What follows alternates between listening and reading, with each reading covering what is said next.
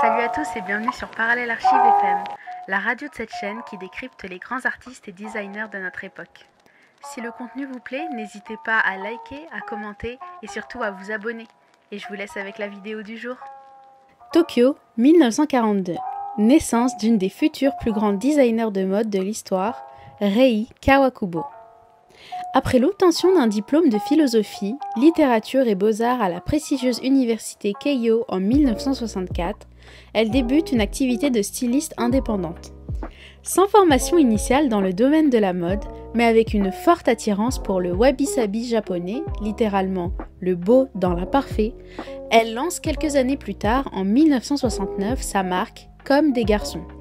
Proposant des vêtements aux coupes androgynes dans la volonté de présenter une anti-mode, elle se démarque en présentant des collections autour du noir.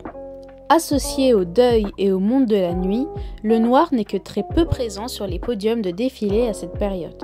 Aux côtés d'Issey Miyake et de Yohji Yamamoto, ils forment à eux trois le Golden Trio japonais présent à Paris en ce début d'années 80 et prêt à déconstruire la mode et à apporter un vent frais dans les collections des Fashion Week.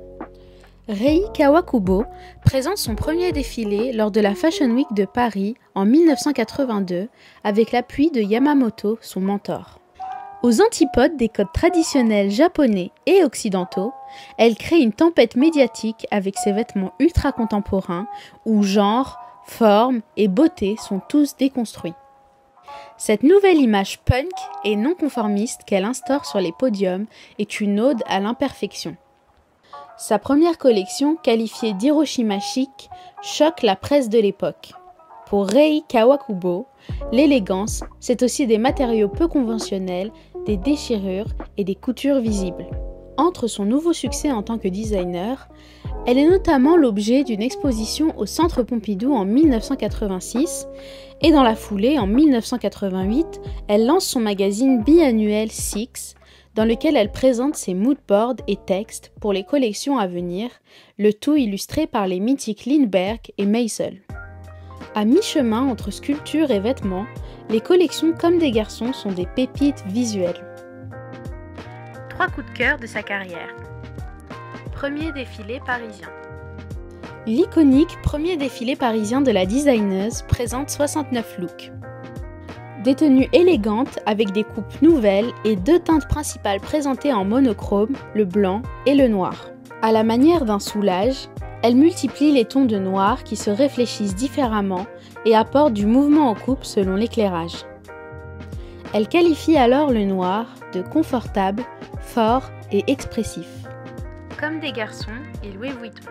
En 2008, à l'occasion des 30 ans de Louis Vuitton au Japon, Rei Kawakubo a approché la marque pour proposer une collection avec Comme des garçons. Une manière de sceller cette collaboration franco-japonaise. De cette association naît une magnifique sculpture qui reprend les codes iconographiques des deux maisons. Un sac à main, fabriqué avec le cuir mythique de la maison française, sur lequel des trous avec couture visible, à la manière de brûlures, sont créés. Cette pièce, unique en son genre, démontre parfaitement la corrélation entre la mode et le monde de l'art. Lumps and Bumps. En 1997, Comme des garçons présente le défilé automne-hiver Lumps and Bumps. La designeuse Rei Kawakubo réinvente la silhouette en proposant des pièces qui camouflent, remodèlent et exagèrent les courbes du corps humain. Associée à des carreaux Vichy ou des surplissés, elle participe aux courbes du vêtement artificiellement et anticipe les mouvements du vent et de la marche. Cette nouvelle manière de façonner les silhouettes participe au vocabulaire iconographique de la maison et ajoute de la poésie aux vêtements. La carrière de Rei Kawakubo confirme son expertise en tant que technicienne du tissu. Son utilisation des monochromes et son travail hors du cadre lui a valu de s'imposer comme l'une des plus grandes designeuses des 20e et 21e siècles. Sa création a ouvert la voie à de nouveaux designers qui s'inspirent et travaillent, tout comme elle, à déconstruire leurs pièces pour créer du nouveau, de l'anticonformiste, de la poésie à portée. Voilà, c'est tout pour la vidéo d'aujourd'hui. J'espère qu'elle vous aura plu. N'hésitez pas à liker, à commenter et à vous abonner pour plus de contenu. Et on se retrouve pour la prochaine sur Parallèle Archive. Bye!